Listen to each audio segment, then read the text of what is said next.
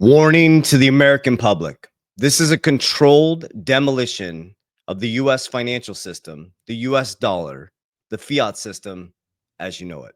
In today's video, I'm going to break down a Coinbase commercial and share with you how radically transformational this new digital currency coming in, things like Bitcoin and XRP. I'm also going to show you a top investor on the last video where you should really pay attention. If you can understand inflationary to deflationary and understand how massive these distractions are, and when they tell you to look this way, there's a whole nother narrative going on this way. Let's just think about this for just a moment. You had the Elon and Trump feud for a whole week. The public was locked in, and all of a sudden, Elon deletes all his tweets, and now he's reposting JD Vance and Trump's post. Think about this for just a moment. We're drunk in the Coliseum. The Trojan horse is coming in. The system is changing as you know it. And I've been trying to warn the public about the bond market, more debt than we have income. This is unsustainable. But here's the beauty in it, is that the general public has a life-changing opportunity to get involved and invest in the new infrastructure. There's going to be two types of people. The people who own the infrastructure, own the rails, and the people who are consumed by it. There'll be no middle ground. So as you watch the first video, I want you to play it over and over again until you rationalize and understand what this Coinbase commercial is saying. And if you can grasp what they're saying, you'll see why we transformed our family's life financially the last 4 years, going into 2025, the 5th year, and we're about to build generational wealth in the next 10 to 20 years. So we're going to dive in. So get a pen and paper out.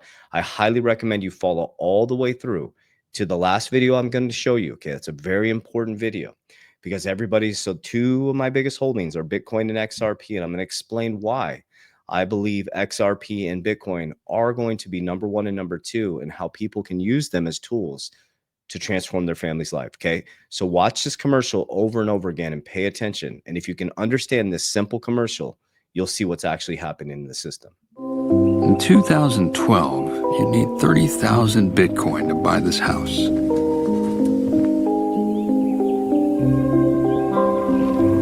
A decade later, it had only cost you 20 Bitcoin. And today, it could be yours for 5. If home prices keep falling in Bitcoin, why do they keep rising in dollars? The future of money is here. So let me bring you back on the screen really quickly before I go to the next video. Okay, so watch that over and over, Nick, if you can simply understand that. My parents bought their house in 1973 for $25,000. Their house now is worth $400,000. The exact same house, exact same neighborhood, $400,000. Okay. Their ability and their income to pay for a house of $400,000 has not increased that much. That is the inflationary US dollar. Bitcoin is deflationary. It costs 30 Bitcoins to buy the home, and now it costs 5 Bitcoins to buy the home. There is only 5% of the supply left in Bitcoin. The last video is going to be the most important that I show you. And you have to understand this. This is what you should be educating yourself and your family on.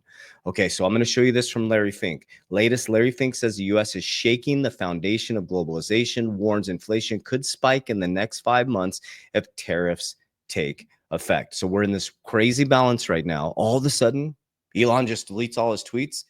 The most powerful man in America, in the world right now, is Trump. He is going to win. I'm telling you, he is going to make America the Bitcoin capital of the world. He is going to make America the crypto capital of the world. There is no other option, guys. So pay attention to what Larry Fink is saying here. We're going to watch a little bit of this video, and then the last video is going to be the most important. The United States is shaking up, I would say, the foundation of globalization, shaking up how we work together with allies. We are trying to, and I wrote about this. We need globalization 2.0. Globalization worked for those who have savings, who invested. Globalization lifted more human beings than any time in the history of human beings over the last 25 years. More human beings were lifted to middle class than any other time. That being said, many segments of society have been left behind. And if you go back to 2014-15, when you started having talks about Brexit, and then you ultimately had Brexit, and you had rising populism in many countries, and that is a direct result of globalization worked for the entire world, but did not work for many segments. And I think those segments were left behind, and Globalization 2.2, and I think this is a fair assessment, we need to broaden the economies to make it work, working it for more. Yeah. And so that's the conversation I'm having with leaders. My conversations in Europe are very different than my conversations I'm having here. I mean, it's true, and I wrote about it. First conversation you have with everybody is, what's going on? Where are tariffs going? And, I know as much as anybody else on that. But I would say the biggest thing that we are missing here in the United States is the inflationary backdrop that if the tariffs are instituted over the next 5 months, I think we're going to see very elevated inflation. Recent economic activity showing that there's a weakening. And the weakening is occurring because there's more and more uncertainty. Okay, why I want you to listen to that whole thing is because that's why Bitcoin is becoming so popular for nation states, for countries, for America, for investors. Now, I'm going to share with you in this video, and I'll recap it. I'm going to say it right now. Everybody's like, oh, Bitcoin's too expensive, and you have to understand the mechanism. I'm using Bitcoin to store my US dollar. That's what I'm doing. I'm using XRP and Bitcoin. They're two different mechanisms. XRP, Bitcoin is the spine, and XRP is the blood that runs through the system. Okay, they hold two different mechanisms. So Trump says decision on Fed chair will be out soon. So there's rumors that he's going to dump the Fed chair. That will lower interest rates. They're going to turn the printing machine on full blast. Okay, if tariffs don't get settled, we're going to cause inflation. Okay, not your US dollar is going to become less valuable if they turn the printing machine on full blast, what they already are. Your dollar becomes less value. So you keep working harder and you're making less money. Okay, this is the video I wanted to get to. This is Kathy Woods. I tout her as one of the greatest female investors in the world. I think she's one of the greatest investors in the world. And I want you to listen to her narrative around Bitcoin. Okay. You have to look at Bitcoin in a different light. People are like, well, it's $104,000, right? You can buy a Satoshi of Bitcoin. I want you to just think about this. Do your own research. How many people retire wealthy with the 401k? How many people retire with $1 million in their 401k? Do your research. It's not a lot of people. And $1 million at 4% interest is $40,000 a year. So you work your whole life, and most people don't retire with $1 million in their 401k, but those who do get about 4% on their money. They make $40,000. That is not survivable income anymore. It takes $140,000 just to be middle class. But you have this amazing opportunity right now to tap in, to tune in to what is actually happening, and radically transform your family's life financially. So pay attention. This is going to be a longer video, but I want you to really understand the mechanism of what's happening from inflationary US dollar, where you become poor, and deflationary, where you can continue to multiply and compound your wealth very quickly. And what is it about Bitcoin that you believe was and is still a good investment opportunity for the average person? Yes. So at this price, it's about a $2 trillion market cap. It's important, guys. And so halfway to that original $4.5 trillion, but our price target actually has expanded since then, because it's not just a global monetary system. It is a new asset class. And that's a very big idea as well.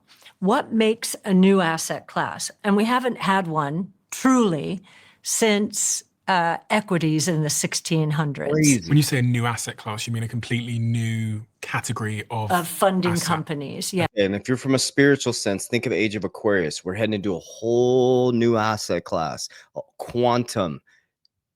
Digital or physical gold is transmuting or transpiring or alchemizing. That's the word I'm looking for, into digital gold. That's all that's happening. Okay, the old archaic system, XRP is going to be the bloodline of the new system. XLM, bloodline of the new system. Yes, right. So an asset class would be something like technology is an asset class, right?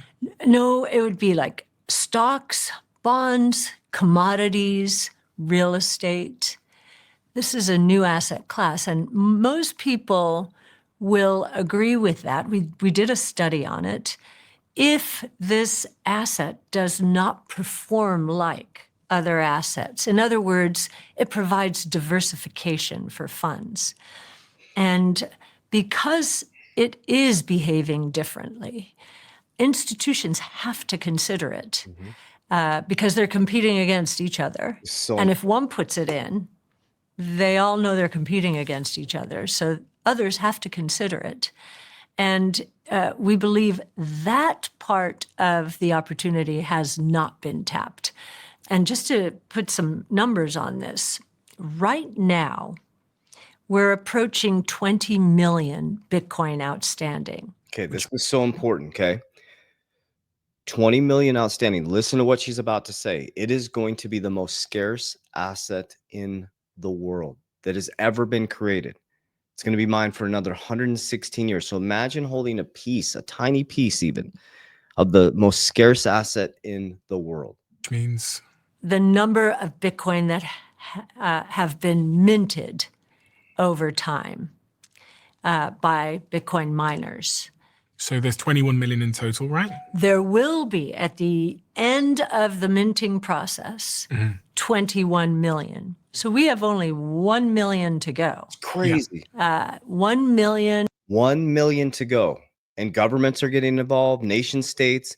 Wait till you see my video tomorrow. The Asiatic countries where Trump was traveling around in the Middle East, guys, they are all in on this, dude. We are so far behind. Trump is rushing to get this done, guys. He is going to win. Trust me. Would be, what is that? That would be $100 billion worth, a little more than that right now. That's all. So just for someone that might not know much about Bitcoin, Bitcoin is mined using computers. And so far they've mined 20 million of them, and there's 1 million of them left to mine. Yeah. So institutions really just started considering Bitcoin because the SEC gave the green light to Bitcoin with the approval of the spot Bitcoin ETF in January of last year. And it takes a while for institutions to do their research and commit. And so they're just now committing. And there's only $100 billion of new market cap that is going to be created, whereas they have trillions of dollars under management. And so we think there will be a lot of incremental demand. And to satisfy a lot of that demand, someone's going to have to sell. Which means the price goes up. Yep. Which, yeah, if people don't want to sell, Supply and demand. because Bitcoin's been awfully good. And our forecast right now, it's right now the Bitcoin's around 105,000. Our forecast for 2030 is $1.5 million. Okay, so let's sit right there. Okay, their forecast is a conservative $1.5 million. Now, how does she come up with that number? It's logic. It's called supply and demand. Okay, so when you have 100 billion, I think it was, left. Okay, 5% of supply is left. That's it. Now you have big institutions getting involved. The baby boomers are the wealthiest people in the world. Asset managers now are going to be like, hey, let's start putting some of this in your portfolio. Okay, so that's quickly going to get bought up. There's going to be a supply and demand issue. I think they mine 450 Bitcoin a day, and I think it's going to be mined for another 116 years. So there's a supply and demand issue. So if you hold it and you're not selling it, which I'm never, ever, ever selling my Bitcoin going forward. I'm never going to sell my Bitcoin. I'll explain why and how I've actually physically used it myself. Bitcoin for me is a store of value and a bank for my family. And it has already worked. Okay. I wish I would have got in earlier, of course. My first time I bought it was 25,000. I buy it every single day. Two things I buy every day. I buy XRP and I buy Bitcoin every single day. I don't go to Starbucks. I don't spend frivolous money in the morning like most people do. I just take a little bit. And as my wealth goes up, I increase that dollar cost average every single time my wealth goes up and my cash flow goes up. So you can see that compounds every day I buy it. whether it's high, whether it's low, it doesn't matter. It automatically comes out of my account, just like somebody would do for a 401k weekly. Okay. So every single day I buy Bitcoin and XRP. Let's start with Bitcoin. I'm never, ever selling my Bitcoin. It is going to be one of the most scarce assets in the world. And somebody has to, eventually someone's going to have to sell it for somebody to buy it. So that means there's a supply and demand issue. And everybody's like, well, BlackRock is selling, but they need to make profit for their clients. They're in massive profit. Okay. They have over the counter, they have OTC, they have different areas where they can buy. Okay. So if you're holding it as a individual, you're holding one of the most scarce assets in the world. And I believe XRP is going to play the same role as well. But now the market cap is massive, right? And that was designed for institutions. So when people argue with me and they compare XRP and Bitcoin or one or the other, it's like, it's not even to me a rational conversation. I'm like, XRP is the bloodline, the blood running through the body, and Bitcoin's the spine. Like, you're talking about two things. It's like saying the spine and the blood through the body can't coexist. And like, it doesn't make any sense to me. Like, totally two different mechanisms. So for example, I used Bitcoin. Well, let me talk about the four components. I focus on cash flow. Cash is absolute trash. I transmute my money into creating cash flow through cash generating businesses, dividend ETF strategies. I make sure I increase my income every single month by taking my earned income from my cash generating businesses that I bought in the last bull run with the high appreciation. So I didn't focus on cars and houses and watches. I focused on buying cash flow through cash generating businesses and scaling my businesses.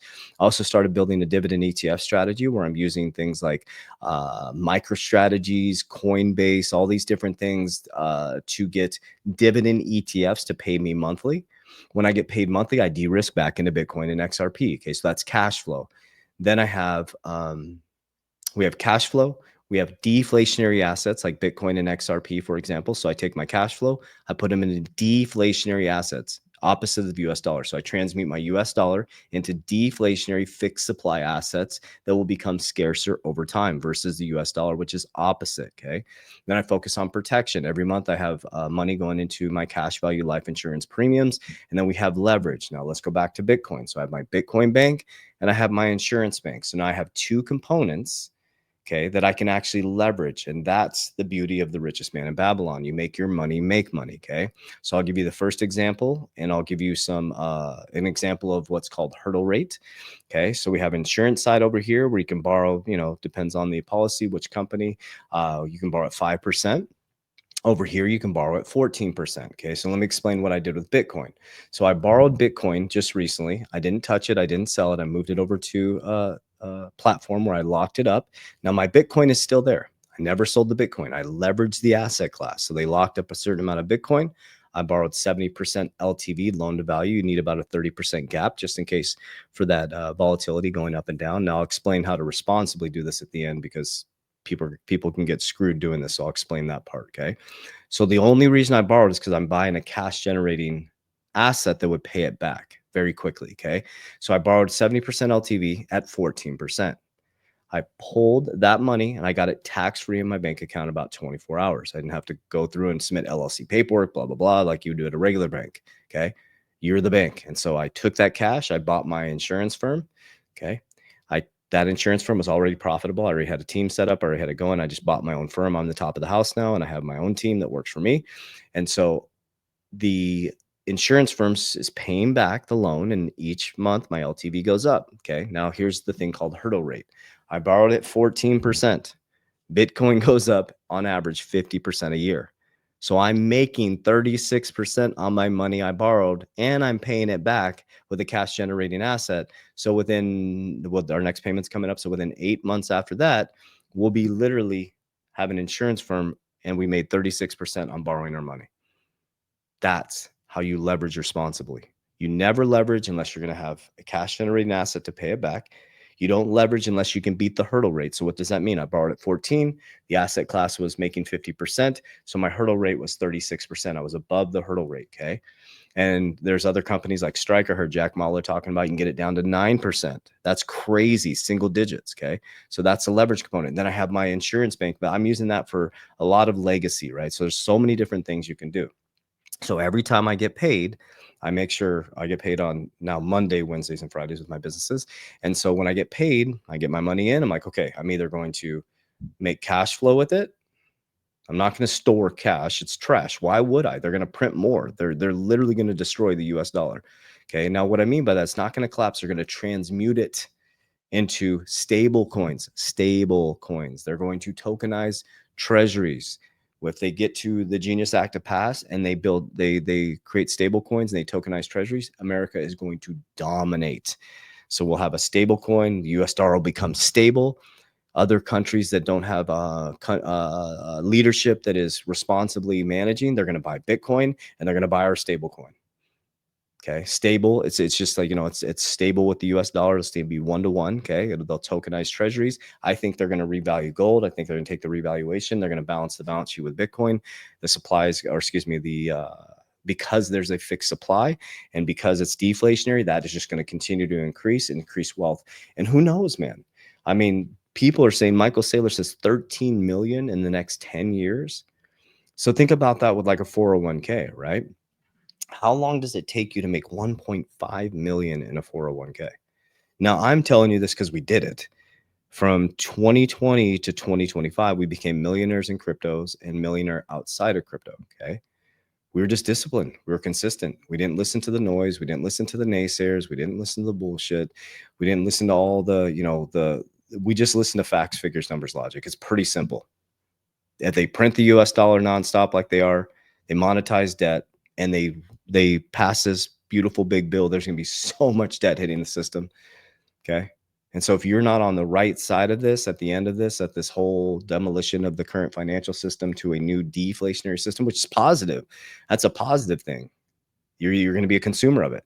You're going to own it or you're going to consume it. So that's all I got for you guys. I love you guys. Tomorrow, I highly recommend you watch my video. Make sure you subscribe to the channel. Hit the notification button so you get those notifications. If you need support, okay, I have a free section on this YouTube channel. I break down everything I do for free. If you need additional support, you want to walk next to me, you give a man or woman a fish, they'll eat for a day. If you want to learn how to fish, I show you step by step on everything I just talked about. I break it down in detail. I try to give you as much free information as I can, but if you want to walk through it with me and I hold your hand and I just literally show you what I'm doing so you can learn and implement yourself, like each detail on what I do, what I invest in, I show you. Okay. I'm not going to tell you what to do. I'm going to be like, here's what I do. Here's how I do it. Here's how it's affected my life and my family. You can go through a 4-week webinar series with me down below. You can sign up for that. You'll see that down below. I also own my own insurance firm where we properly help people set up cash value life insurance policies. Most important is they're set up properly and you fund them properly. There's a lot of people driving Lamborghinis, insurance policies with regular gas in it. We use the policies. We're actually users of the policy. We use them to build wealth. We use them to build generational wealth. And we actually know how to leverage them properly. That's very, very important. A lot of people are setting up policies for people and there's regular gas in them. And so you need premium gas. You need to know how they need to be set up, and you need to know how to fund it properly. So if you want to work with my elite team, with my company Freedom Insurance, down below, you can set up a free consultation with my team, and or in the description of my video, click the link. I love you guys. Warriors, let's get your shit together. Let's go.